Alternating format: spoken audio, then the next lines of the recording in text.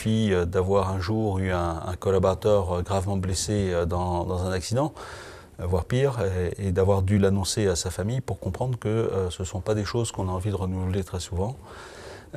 C'est probablement la chose la plus terrible qui soit.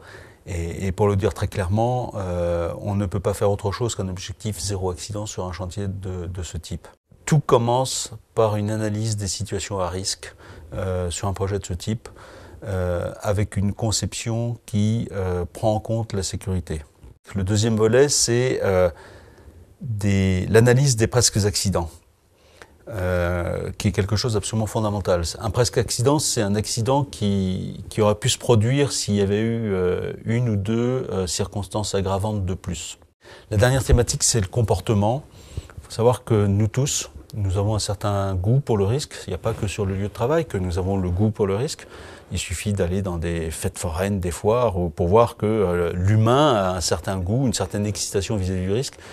Dans un milieu de travail, c'est extraordinairement gênant. Et le goût pour le risque se manifeste parfois par la volonté de bien faire. C'est-à-dire pour bien faire, pour faire plus vite, pour faire soi-disant mieux, eh ben on va prendre un risque personnel. Et à partir de là, on se met en danger, et à partir de là, l'accident peut se produire. Et donc, quand on travaille sur la préparation du chantier, ce qui permet de moins avoir à improviser par la suite, ce qui permet d'avoir des méthodes beaucoup plus rigoureuses et adaptées aux travaux qu'on a réalisés, et bien globalement, on travaille à la fois la sécurité et l'économie du projet.